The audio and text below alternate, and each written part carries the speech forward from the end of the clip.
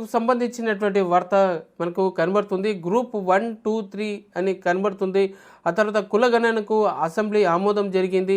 సమగ్ర కుటుంబ సర్వేలో బీసీల యొక్క ఎంత శాతం ఉందని చెప్పి కేటీఆర్ వెల్లడిస్తున్నారు. సో కులగణన లెక్కలే అధికారికంగా ఉంటాయని చెప్పేసి బీసీ జనాభా తగ్గిందన్న ప్రచారం సరికాదని చెప్పి మండలిలో మంత్రి కొండా సురేఖ అన్నటువంటి మాటలు. సో మొత్తానికి ఒకవైపు చూస్తే కనుక ప్రభుత్వానికి ఏకసభ్య కమిషన్ అనేది సిఫారసు చేసింది. ఉపకులాల విభజన ప్రకారం చూస్తే రిజర్వేషన్ నివేదికను శాసనసభలో ప్రవేశపెట్టారు రేవంత్ రెడ్డి.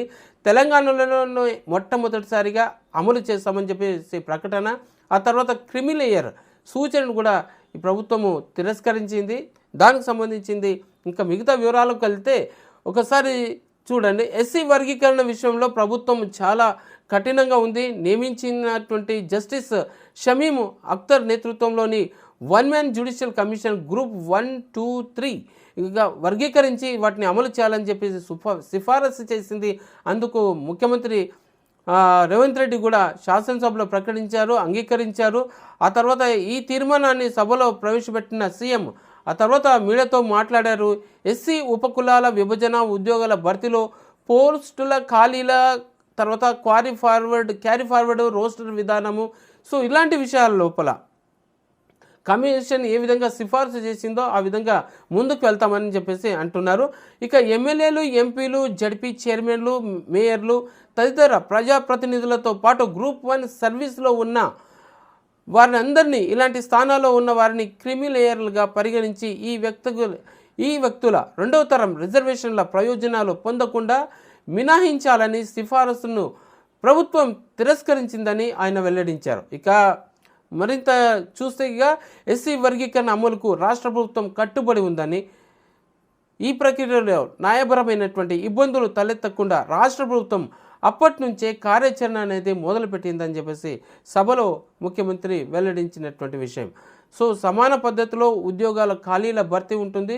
అదే అనుగుణంగానే కమిషన్ ఏ రకైతే సిఫారసు చేసిందో దాన్ని ఖచ్చితంగా అమలు చేస్తామని చెప్పేసి సీఎం రేవంత్ రెడ్డి అన్నటువంటి మాట. సో ఎస్సీ వర్గీకరణ అనేది రిజర్వేషన్ ఎలా ఉండబోతుందంటే గ్రూప్ 1లో 15 ఉపకులాలు ఉంటున్నాయి.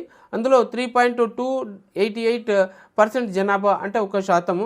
గ్రూప్ 2లో 18 ఉపకులాలు 62.748% అంటే టోటల్గా 9%.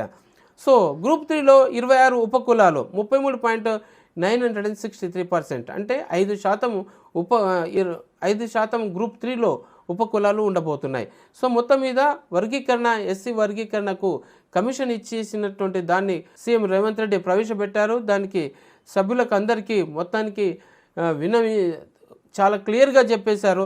ఆ తర్వాత దాన్ని ఖచ్చితంగా అమలు చేస్తాం, ఏ రకంగా అమలు చేయబోతున్నాం అనేది కూడా వివరాలతో కూడిందిగా అక్కడ చెప్పేశారు. సో మొత్తం మీద ఎస్సీ వర్గీకరణకు సంబంధించినటువంటిది వివరాలు అనేటివి ఇప్పుడు బహిర్గతమైంది. కమిషన్ కూడాను ప్రభుత్వానికి విన్నవించింది. తదుపరిగా కార్యాచరణనే ఇక ఆలస్యం, దాన్ని ఏ రకంగా ఇంప్లిమెంట్ చేయబోతున్నారని, ఎప్పుడు ఇంప్లిమెంట్ చేయబోతున్నారని.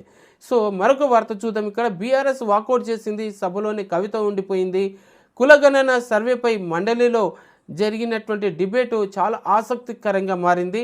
సొంత పార్టీకే షాక్ ఇచ్చారంటూ సోషల్ మీడియాలో ఒకంత భారీగా ప్రచారం జరుగుతుంది. ఎందుకంటే కవిత మండలిలోనే ఉండిపోయింది కాబట్టి, సభలోనే ఉండిపోయింది కాబట్టి మిగతా వాళ్ళంతా వెళ్ళిపోయారు. సో దానికి సంబంధించి కులగణన సర్వే నివేదికపై అసెంబ్లీలో చర్చ జరుగుతున్న సందర్భంగా ఆ సర్వేలో కాంగ్రెస్ ప్రభుత్వం బీసీ జనాభాను తగ్గించి చూపించిందంటూ నిరసన వ్యక్తం చేస్తూ బీఆర్ఎస్ ఎమ్మెల్సీలు అందరూ కలిసి మండలి నుంచి వాకౌట్ చేసేశారు. సో ఆ తర్వాత అయితే తమ పార్టీ ఎమ్మెల్యేలు వాకౌట్ చేసినా కానీ కవిత మాత్రం వాకౌట్ చేయకుండా ఇంకా ఆ చర్చలోనే పాల్గొన్నారు. సో అది సంగతి. ఇది ఇలా ఉంటే కులగణనపై ఇవాళ బీసీ సంఘాలతో బీఆర్ఎస్ వర్కింగ్ ప్రెసిడెంట్ భేటీ కావాలని కేసీఆర్ నుంచి ఆదేశాలు వచ్చాయనేటువంటి ప్రచారం జరిగింది. కానీ కేటీఆర్ కంటే ముందు కవిత తన నివాసంలోనే హాట్ టాపిక్గా మారింది ఆ చర్చలో పాల్గొనడం. ఆ తర్వాత ఇక తాజాగా మండలిలో పార్టీ నేతలంతా వాకౌట్ చేసి బయటికి వెళ్ళిపోయినా కూడా ఆమె కవిత వెళ్ళకపోవడంతో సొంత పార్టీకే ఆమె మరొకసారి షాక్ ఇచ్చినట్టయింది. సో ఈ విషయం అనేది ఇప్పుడు సోషల్ మీడియాలో చాలా జోరుగా వైరల్ అవుతుంది, ప్రచారం అవుతుంది. సో దానికి సంబంధించింది. ఇక కులగణనకు 160 కోట్ల ఖర్చు జరిగింది. సర్వేలో పాల్గొన్న సిబ్బందికి అందరికీ గౌరవ వేతనమని మండలిలో డిప్యూటీ సీఎం బట్టి విక్రమార్క అంటున్నటువంటి విషయం. సో ఇప్పటి వరకు చూస్తే రాష్ట్రంలో కులగణనకు సంబంధించి 100 కోట్లు ఖర్చయిందని డిప్యూటీ సీఎం బట్టి విక్రమార్క తెలిపారు. శాసన మండలిలో ఆయన మాట్లాడుతూ కులగణన గురించినటువంటి సర్వే ఖర్చులో భాగంగా ఒక్కొక్క ఎన్యూమరేటర్కి 10,000 చొప్పున, సూపర్వైజర్కి 12,000, తర్వాత మండల్ నోడల్ ఆఫీసర్కి 15,000 చొప్పున గౌరవ వేతనం ఇచ్చినట్టుగా వెల్లడించారు. ఆయన ఇచ్చినట్టుగా వెల్లడించారని సంబంధించినటువంటి వార్త కనబడుతుంది. కానీ దమ్మాయిగూడలో మాత్రం వీళ్ళకి అందరికీ ఏ ఒక్కరికి కూడాను గౌరవ వేతనం రాలేదు. 3 నెలలుగా ఇప్పటికీ ఇంకా తిప్పుకుంటున్నారని చెప్పేసి వాళ్ళంతా నిరసన వ్యక్తం చేసినటువంటి విషయం.